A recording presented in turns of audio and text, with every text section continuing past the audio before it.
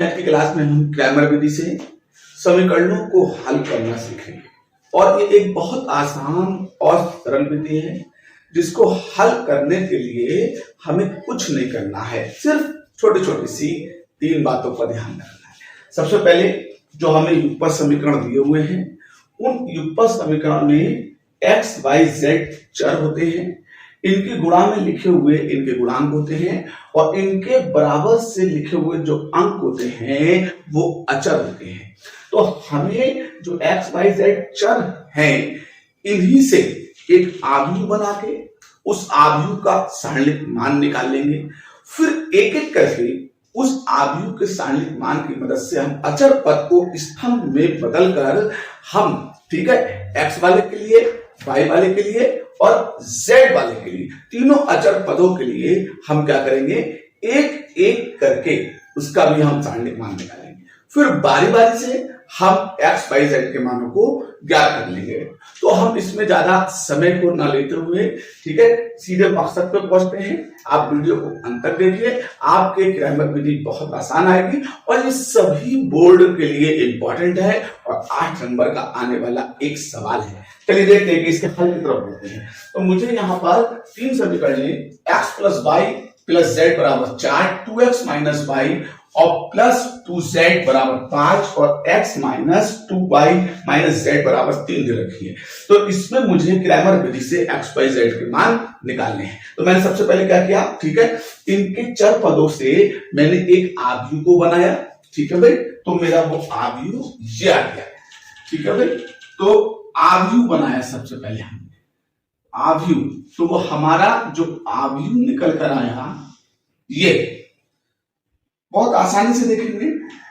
x, y, z गुणांक कितने होते हैं, तो पहली रो के अंदर x का 1 है, y का 1 है और z का 1 है। दूसरे समीकरण के अंदर आप x का 2 है, y का -1 है और z का +2 है फिर से। और तीसरे समीकरण में x का 1 है, y का -2 है और z का -1 है। तो ये मैंने क्या किया है, मैंने इसमें कुछ नहीं किया है, जो मेरे पास x, y, z चर थे उनके गुणांकों से एक आव्यूह बनाया है। अब मैं इस आव्यूह का सारणिक मान निकालता हूं। तो जब मैं इसके सारणिक मान को निकालूंगा तो सारणिक मान देखिए इसका, ठीक है भाई, सारणिक मान। तो ये मैं तुम्हें बता चुका हूं, बड़ा आसान काम होता है, डिटरमिनेंट कहते हैं इसे, डी से लिखेंगे। आप क्या करेंगे, सबसे पहले 3 बड़े ब्रैकेट बना लिया करें, जैसे कि मैंने सबको बता रखा है अपनी क्लास में। सबसे पहले क्या करेंगे, 3 बड़े ब्रैकेट बना लेंगे। अब इन 3 बड़े ब्रैकेट में 2-2 छोटे ब्रैकेट अपने पास से लगा लेंगे और फिर उन 2 छोटे ब्रैकेट के बीच में माइनस का निशान। इतना काम ऑलरेडी आपको करना है। पहले ब्रैकेट के आगे ठीक है 1 ऊपर से, दूसरे के आगे माइनस का 1 और तीसरे के आगे फिर से प्लस का 1 रखते हैं। ये x, y, z के ठीक है, हमने जो थे यहाँ पे x, y, z के पहले रो के गुणांक लिए हैं। अब देखिए जब पहले वाले को हल करेंगे आप इसको छुपाइए तो इसकी मुख्य विकर्ण की गुणा माइनस माइनस प्लस 1 कम 1 पहले ब्रैकेट में और फिर प्लस माइनस माइनस 2 दूनी 4 माइनस का दूसरे ब्रैकेट में आए। फिर आप इस वाले को हल करें तो आप इसको छुपाइएगा तो 2 माइनस का पहले ब्रैकेट में आएगा और उसके बाद 2 प्लस का इस वाले ब्रैकेट में आएगा। फिर तीसरे में आइएगा तो आप इसको छुपाएंगे तो फिर ये 2 बचेंगे, तो अब प्लस माइनस माइनस के 2 दूनी 4 पहले ब्रैकेट में आएंगे और फिर उसके बाद माइनस का 1 जो है वो पहले ब्रैकेट में आएगा। अब इसको आप और आगे तक सॉल्व करेंगे तो क्या देखेंगे, ये तो 1 हो गया, यहाँ ब्रैकेट के अंदर -1 तो है और माइनस माइनस प्लस के 4 हो गए। ठीक है, माइनस का निशान 1 ऐसी रहेगा, ब्रैकेट में माइनस के 2 और फिर से माइनस के 2 और इसके बाद प्लस का 1 तो है ही। अब माइनस के 4 और माइनस माइनस प्लस का 1 हो गया। तो आपने जब इसको हल करने की कोशिश की तो ये तो 5 हो गए। ठीक है, माइनस के 4 है और बाहर क्या है, माइनस है, तो क्या हो जाएंगे, ये प्लस के 4 हो जाएंगे और अब अंदर माइनस का 3 बचा, बाहर प्लस 1 है, तो प्लस माइनस माइनस माइनस के 3 हो गए। अब 9 हो गए प्लस के और 3 हो गए माइनस के, तो डी कितना बचकर आएगा, डी जो आएगा वो 6 आएगा। इस तरीके से आपको क्या मिल जाएगा, ठीक है। इस तरीके से आपको जो मिलेगा, जो हमें समीकरणें दी थी उन समीकरणों से हमने जो आव्यूह बनाया था उस आव्यूह का सारणिक मान मिल जाएगा। जब इस आव्यूह का सारणिक मान हमें मिल जाए तो हम क्या करेंगे, ठीक है। आगे की तरफ जब बढ़ेंगे तो हमने क्या किया, बारी बारी से अब आगे बढ़े। तो जब आगे बढ़े तो हमने इसके सारणिक मान को निकालने के बाद अब हम, ठीक है, जब x के सारणिक मान निकालेंगे तो x वाली जो पहला स्तंभ है उसमें ये से अचर रख देंगे। फिर y के लिए जब हम सारणिक मान निकालेंगे तो दूसरे स्तंभ पे ये हटा देंगे और फिर ये अचर मान रख देंगे। और जब हम z के लिए सारणिक मान निकालेंगे तो फिर हम क्या करेंगे, तीसरे वाले स्तंभ को हटा देंगे और उसकी जगह पर अचर पदों को रख देंगे। तो अब हम क्या करेंगे, ठीक है भाई, x के लिए सारणिक मान निकालेंगे। सारणिक मान, जब x के लिए आप सारणिक मान की तरफ जाएंगे तो आप उसे dx कहिएगा। और अब जरा ध्यान दे बात पे, मैंने क्या किया, देखें इस वाले स्तंभ को हटा के इसकी जगह पे अचर पद रख दूंगा। अचर पद क्या है, 4, 5 माइनस का 3। बाकी के दो स्तंभ ऐसे रख दीजिए। कौन कौन से, 1 माइनस 1 और माइनस कर दो 1, 2 और माइनस का 1, ऐसे ही रख दिया। अब जब ये चीज यहीं पर रखी रहती, अब हम इसके सारणिक मान को निकालें। तो फिर इसका सारणिक मान dx जब आप निकालेंगे तो फिर से आपने क्या किया है कि ये बड़े ब्रैकेट लगाना शुरू कीजिए। और जब ये बड़े ब्रैकेट लगते चले जाएं तो इनमें छोटे छोटे दो ब्रैकेट अपने पास से रखने हैं और दोनों ब्रैकेटों को बीच में माइनस। कितना काम आपके पास से करना है, पहले पे 4 आ गए प्लस के, दूसरे पे 1 माइनस का आ गया और तीसरे पे 1 प्लस का आ गया। अल्टरनेट चलेंगे। अब आप क्या करें, पहले स्तंभ को छिपा लीजिए और पहले रो को छिपा लीजिए। 1 और 1 दोनों माइनस के हैं तो प्लस का 1 इसमें आ जाएगा। अब ये माइनस के 4 इसमें आ जाएंगे। इसके बाद, ठीक है, अब दूसरे स्तंभ को और पहले रो को छिपाएंगे तो माइनस का 5 इसमें आएगा और माइनस का 6 इसमें आ जाएगा। इसके बाद आप क्या करेंगे, तीसरे स्तंभ को जब छुपाएंगे तो माइनस का 10 पहले ब्रैकेट में आएगा और उसके बाद प्लस का 3 दूसरे ब्रैकेट में आएगा।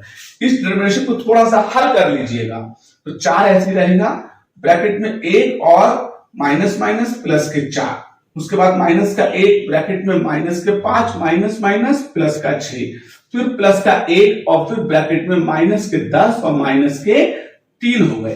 तो आपके 4 और 1 5, 5 और 20 का 1 होगा प्लस के। उसके बाद, ठीक है, अंदर प्लस का 1 बचा, उसकी माइनस 1 से गुणा है तो फिर क्या होगा, माइनस का 1 आ जाएगा। देखो 6 में से 5 का 1 बचा और 1 की माइनस 1 से गुणा है तो माइनस का 1 आ जाएगा। यहाँ पे माइनस के 13 बन जाएंगे, उसकी गुणा कितने से है, प्लस 1 से है तो फिर माइनस के 13 हो गए।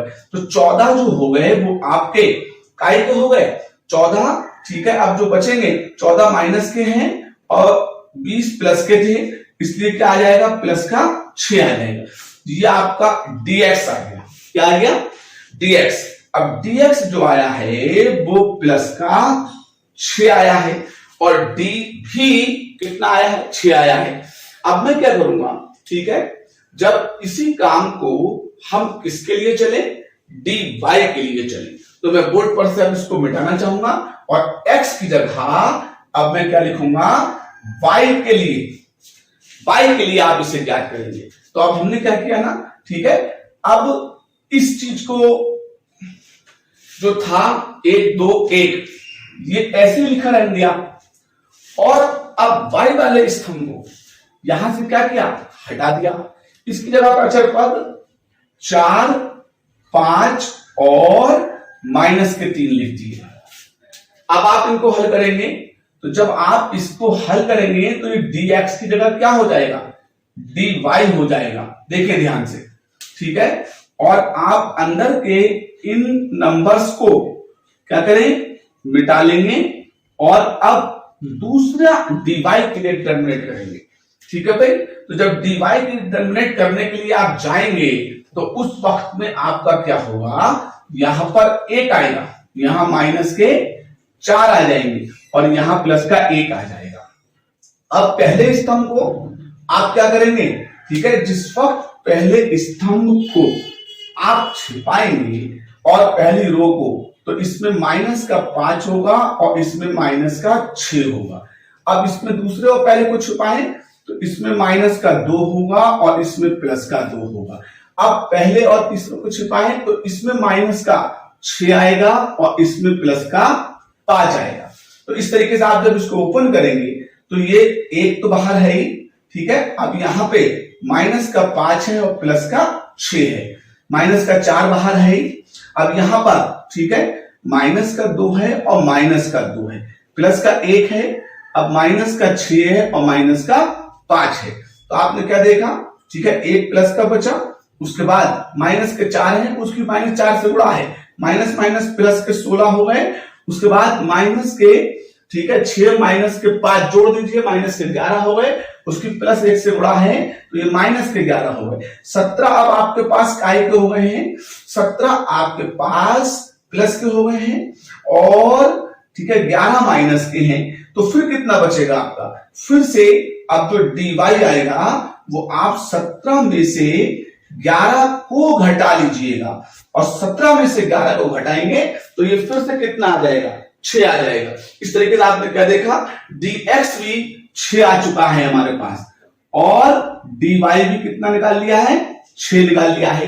अब हमें क्या निकालना है, dz निकालना है। तो dz के लिए क्या करेंगे, ठीक है, तो आप z के लिए जब सारणिक मान निकालेंगे तो अब तीसरे वाले स्तंभ को, ये जो तीसरा वाला है, ठीक है, इस स्तंभ की जगह पे अचर पद 4 5 माइनस के 3 रखेंगे और अब जो दूसरा वाला स्तंभ था उसे जैसा था वैसे ही लिख दीजिएगा। अब ये कितना था, 1 माइनस 1 और माइनस का 2 था।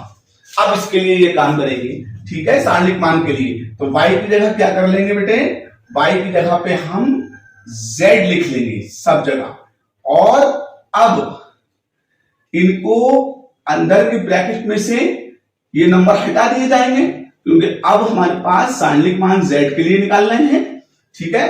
तो अब हमने क्या किया, ठीक है, पहले 1 है, फिर माइनस का 1 आएगा और फिर माइनस के प्लस के 4 आ जाएंगे, ठीक है। पहली रो पहला स्तंभ, तो माइनस माइनस प्लस, इसमें 3 आएगा, इसमें माइनस का 10 आएगा, ठीक है। पहली रो दूसरा स्तंभ, प्लस माइनस माइनस के 6 और इसमें कितने आएंगे, 5 आएंगे। इसके बाद पहली रो और तीसरा स्तंभ, इसमें माइनस के 4 आएंगे और इसमें माइनस का 1 आएगा। तो इस तरह से आप क्या देखेंगे, जब dz के लिए एक ऐसी रहा 3 और प्लस के 10, माइनस का 1 ऐसी रहा माइनस के 6 और माइनस के 5, प्लस का 4 ऐसी रहा माइनस के 4 और प्लस का 1। तो आपने क्या देखा कि अंदर 13 प्लस के होगा, बाहर 1 से गुणा है तो ये तो होगा 13, ठीक है। अब माइनस के 11 बाहर 1 से गुणा तो प्लस के 11 हो गए। अब माइनस के 3 बचे और उसकी गुणा कितने से है, 4 से, तो माइनस के प्लस माइनस माइनस 3 चौक 12, ठीक है। अब 13 और 11 जो है वो 24 काय के हो गए, प्लस के, और 12 काय के हो गए माइनस के। तो 24 तो आपके पास प्लस के हुए और 12 काय के हुए माइनस के, तो dz कितना बचेगा, 12 बचेगा। तो इस तरह से आपके पास dz कितना आ जाएगा, 12 आ जाएगा।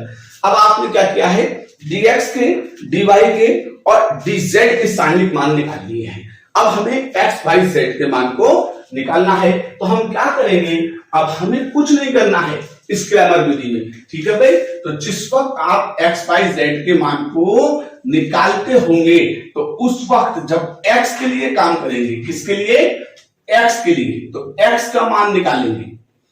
तो x के मान के लिए dx अपॉन में d, ठीक है, y के मान के लिए, तो y का मान जब निकालेंगे तो आपका dy अपॉन में d, और जब z का मान निकालेंगे तो इसके लिए dz अपॉन में d। अब dx कितना 6, d भी कितना 6, x बराबर 1, dy कितना 6, d कितना 6, x बराबर 1, dz कितना 12 और डी कितना 6, तो z बराबर कितना 2। तो इस तरह से आपके क्या आ जाएंगे, ठीक है, x बराबर 1, y बराबर 2 और z बराबर x बराबर 1, y बराबर 1 और z बराबर 2। तो ये आपके जो आ जाएंगे क्रैमर विधि से, ठीक है, जो युगपत समीकरण थी उसमें जो चर पद थे x y z उनके मान निकाल लिए जाएंगे। तो ये बहुत आसान और बहुत सरल और बहुत इंपॉर्टेंट विधि है और ये बोर्ड की परीक्षा में जरूर आने वाली 8 नंबर की है। तो उम्मीद करता हूं कि इसे आपने अच्छी तरीके से समझ लिया होगा, सीख लिया होगा और अब एक बार जब प्रैक्टिस करेंगे तो आपको ये खूब समझ में आ जाएगी, जीवन भर के लिए फिर कभी नहीं निकलेगी। तब तक के लिए जय हिंद, जय भारत।